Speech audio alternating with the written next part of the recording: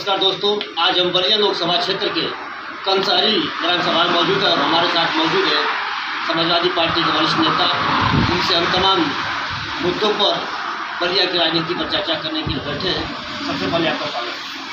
धन्यवाद। परिचय अपना बताएं। मैं गोपाल सिंह, निवासी ग्राम सभा कंसारी, पूर्व प्रदेश सचिव सपा। गोपाल जी, एक सीधा सवाल है, तमाम राजनीतिक दल बलिया में चर्चा का विषय बनता है। आप समाजवादी पार्टी के नेता हैं, समाजवादी पार्टी के उम्मीदवार के लिए आप वोट की मांग करते हैं। किन मुद्दों पर आप वोट मांगते हैं? देखिए, ये चुनाव, हर चुनाव तक जितने भी आज़ाद भारत में लोकतांत्रिक चुनाव हुए हैं, जनरल चुनाव जिसे कहते हैं, आम चुनाव, उससे अलग है। और ये चुनाव किसी कुर्सी की लड़ाई नहीं है, प्रधानमंत्री पद के दावेदार की लड़ाई है। खासतौर से समाजवादी पार्टी और एनडीए ये दल जो चुनाव लड़ रहे हैं, ये संविधान को बचाने का चुनाव है। संविधान को बचाने का सवाल ये है कि अंदेशा ऐसा है, और जो लोग कह रहे हैं कि नहीं हम संविधान को बदल देंगे, खत्म कर देंगे, टीडीए लाइन जो बड़ा है वो यही मुद्दे पर चुनाव लड़ रहा है कि जब संविधान नहीं रहेगा तो हम और आप कैसे। सवाल इतना बड़ा इस देश के सामने है, बेरोजगारी है, नौजवानों की नौकरी का सवाल है, चाहे वो योजनाएं चलाए अग्निवीर की उसका सवाल है, महंगाई का सवाल है, और किसान 700 मारे गए दिल्ली में उसका भी सवाल है, खाद महंगी हो गई उसका भी सवाल है, 50 किलो की यूरिया जो 45 किलो में हम खरीद रहे हैं उसका भी सवाल है। बहुत सारे बुनियादी सवाल हैं। इन सवालों से ऊपर एक सवाल उठ गया है कि हमारा संविधान बचेगा या नहीं बचेगा, रहेगा या नहीं रहेगा। मुझे लगता है कि सत्तारूढ़ दल जो इस समय भारतीय जनता पार्टी की सरकार है, उससे इस देश को, संविधान को बहुत बड़ा खतरा है। अगर अम्बेडकर साहब के दिए हुए संविधान को हम बचा नहीं पाएंगे तो आने वाली पीढ़ियां हमें माफ़ नहीं करेगी। और ये देश के भविष्य का चुनाव हम और आप जब रहेंगे जब हमारा संविधान बचेगा। समाजवादी पार्टी एनडीए घटक दल संविधान बचाने का चुनाव लड़ रहा है। हार जीत किसकी होगी, जनता के हाथ में है। फैसला क्या आएगा, जनता के हाथ में। दावा कर रहे हैं कि 400 पार। जी देखिए, साउथ में 139 सीटें हैं। ये 139 सीटों में मुश्किल से अगर पाते हैं तो 1 या 2 सीट। 400 सीटें तो बाकी हिंदुस्तान में है। तो 400 सीट अगर जीत जाएंगे तो बाकी दल कहाँ जाएंगे? मतलब कुछ नहीं जीत रहे हैं आप किसी को। मैं ये नहीं कहूँगा कि हमारी पार्टी 80 जीत रही है, 79 जीत रही है, या एनडीए घटक दल सरकार बनाने जा रहे हैं, लेकिन इनका दावा पूरी तरह से ये फ्लॉप हो चुका है। अब तो ये 400 पार की बात नहीं कर रहे हैं। इलेक्ट्रल बॉन्ड जब से आया है, गाय को काटने वाली कंपनी से जब 500 रुपये चंदा ले लिया तब से 400 पार का नारा है। आपके प्रत्याशी सनातन पांडे जी, उन्होंने एक बयान दिया था कि मेरी लाश उठेगी या डीएम की लाश उठेगी। देखिए, उनका जो बयान आया था, उनके कहने का तात्पर्य हमने निजी तौर से पूछा भी था। कहे कि लास्ट टाइम जो है पिछले चुनाव में 2019 के चुनाव में जो व्यवहार हमारे साथ किया गया, जिस तरह से हमें धक्का देकर मारपीट करके भगाया गया, हमारी गाड़ी के शीशे तोड़ दिए गए, तो हम तो यही उम्मीद करते हैं कि अगर हमको कोई कट्टा लेकर मारने आएगा, कोई हथियार लेकर मुझे मार रहा है, चाहे लोकतांत्रिक प्रक्रिया में बाधा बना करके मुझे खत्म किया जा रहा है, तो अपनी रक्षा करने के लिए तो मैं कुछ भी करूँ। जिला निर्वाचन अधिकारी जिलाधिकारी होते हैं, व्यक्तिगत रूप से उनका नहीं, एक पद की बात हुई कि जिलाधिकारी निर्वाचन का एक काम था निष्पक्ष चुनाव। अगर मतगणना स्थल से कोई प्रत्याशी जीतता हो, प्रत्याशी उसको हरा करके भगा कर दे दिया जाएगा। भावनात्मक बातों में उन्होंने कुछ कर दिया होगा, लेकिन मेरी ये राय है कि पांडे जी का व्यवहार इस तरह का नहीं है। बहुत सुलझे हुए पुराने राजनीतिक समाजवादी है।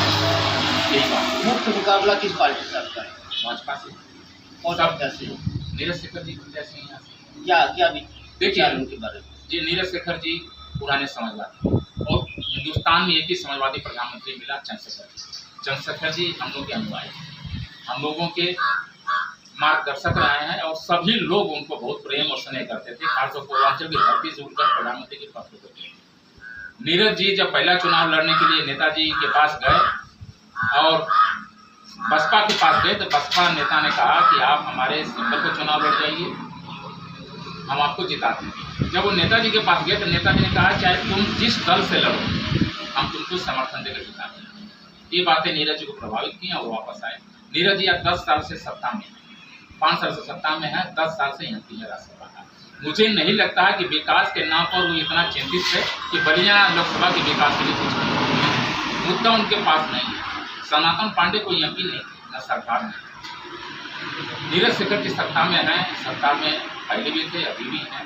अभी 2.5 साल का उनका राज्यसभा का कार्यकाल बचा है, लेकिन मुझे नहीं लगता कि विकास के नाम पर वोट मांग रहे हैं, विकास कर रहे हैं।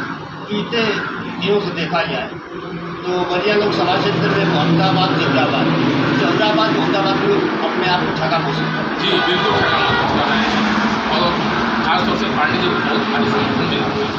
देखिए, बलिया का तो प्रदेश ऐसा बनाना है कि कंसारी मर्दा से होकर के बैरिया सुरेमन, ये जो इतनी बड़ी लोकसभा है।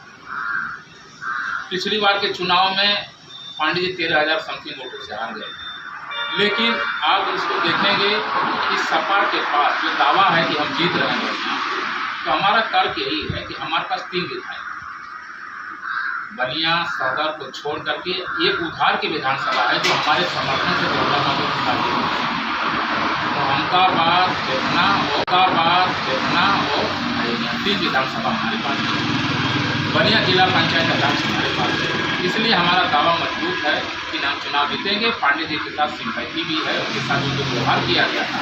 लोकतंत्र में चुनाव होते हैं, चुनाव में हार जीत भी होती है, लेकिन किसी प्रत्याशी के द्वारा, किसी सत्तारूढ़ दल के द्वारा, प्रशासन के द्वारा किसी प्रत्याशी को मतगणना स्तर से मार के भगा देना, अपनी गाड़ी के शीशे को तोड़ देना, ये बातें लोकसभा बलिया के लोगों को अखर रही हैं। वो चीज़ें आ रही हैं कि पांडे जी के साथ अन्याय हुआ था। फैसला चाहे जो भी होता, हारते या जीतते, लेकिन उनके साथ जो दुर्व्यवहार हुआ शासन, प्रशासन और सत्तारूढ़ दल के लोगों के द्वारा, वो बातें जो है जनता को अखर रही हैं। मुझे लगता है कि इसी मुद्दे पर पांडे जी को बहुत बड़ा समर्थन मिला। कल एक आजमगढ़ से योगी जी का बयान आया कि जनता का खून चूसते समझवाते। नहीं, ये तो गलत बात है। चुनावी राजनीति में बहुत बोला जाता है, और हम तो यही कहेंगे कि अगर चूसने वाली बात है, कोरोना का याद करें, लोग हजारों लोग मर गए साधन के अभाव में, खाने के अभाव में, पानी पीने के अभाव में।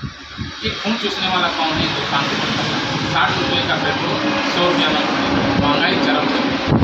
अब ये खून चूसने की बात किस परिप्रेक्ष्य में की है मुझे नहीं पता, लेकिन मुझे लगता है कि हिंदुस्तान की जनता का खून वर्तमान सरकार खुद चूस रही है, महंगाई की वजह से, बेरोजगारी की वजह से, और एक लाल फीता शाही है, ब्यूरोक्रेसी मनमाने हो गई। किसी व्यक्ति का कोई काम तहसील से लेकर के जिले से लेकर कहीं भी बिना पैसे का। आपने ओपी राजभर का नाम दिया अभी, उन्होंने एक बयान दिया है बलिया में कि पूर्वांचल में साइकिल के टायर पंचर हो।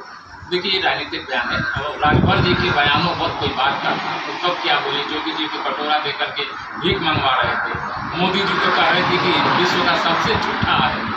उनकी बात को संज्ञान नहीं लेना चाहिए, वो बोलते रहेंगे और हम सुनते रहेंगे, सुनते काम से कोई तवज्जो मत। उनके बेटे जो है तीसरी पोजीशन के लिए लड़ रहे हैं। इतना बड़ा नेता होने के बावजूद घोसी लोकसभा में भी भाजपा के लोग उनको सपोर्ट नहीं कर रहे। अब किस मुंह से आकर के बलिया लोकसभा, गाजीपुर लोकसभा अपने समुदाय के लोगों को कहेंगे कि नहीं भाजपा को? ये सवाल उनसे जो लोग पूछेंगे कि जब आपके बेटे को भाजपा के लोग बलिया में सपोर्ट नहीं कर रहे हैं, तो आप दूसरी जगह किस मुंह से वोट मांगेंगे? वो अपना काम देखें, अपनी पार्टी देखें। दूसरे के बारे में ज़्यादा चुनाव में तो बोला जाता है, लेकिन कुछ अपनी तरफ भी ध्यान दें। मेरी ये सलाह है कि प्रकाश राव जी बहुत बड़े नेता हैं, वो अपनी तरफ देखें, अपनी पार्टी को संभालें, अपने बेटे को जिताएं, दूसरे लोगों की चिंता करें। राजभर समाज का क्या रुझान? बलिया में तो मुझे नहीं लग रहा है घोसी में कि राजभर समाज जो है पूरी तरह उनके साथ में। राजभर समाज के जो लोग थे सूर्योदय पार्टी के अलग अलग संगठन को बनाए। मैं रैलियों में जा रहा हूँ, राजभर समाज के लोग सभा की मीटिंग में आ रहे हैं, बातें कर रहे हैं, समर्थन देने की बात कर रहे हैं। अब देखिए 1 तारीख को क्या होगा, कौन सा समुदाय किस तरह का है। जो उम्मीद जो है पॉजिटिव लग रही है। घोसी से लोकसभा में राजीव राजी का भी अच्छा समर्थन है, चुनाव जीत सकते हैं। बलिया लोकसभा में ब्राह्मणों का क्या? एक बात, ब्राह्मणों को उत्पाद पांडे जी के साथ मैंने देखा है दौरे में कि ब्राह्मण भी आहत हैं उसके विवाद। एक मंत्री का बयान आया था, उनकी जीवित माँ को उसको सब बोलना, जीवित व्यक्ति के लिए बोलना भी ठीक है, और कहे सनातन नाम से आपत्ति हो गई। तो जब इस तरह की भाषा, व्यवहार, बोल चाल, चाल चरित्र चेहरा के लोग जो है कर रहे हैं, आप और बातें करिए, उनकी कमियां बताइए, पार्टी की कमियां बताइए, लेकिन उनके ऊपर कटाक्ष करना, नाम को लेकर कटाक्ष करना, उनकी माँ, जीवित माँ को मरी बता देना, ये अच्छी बात है। एक आखिरी सवाल, बलिया लोकसभा में जाति आगे रहेगा कि विकास?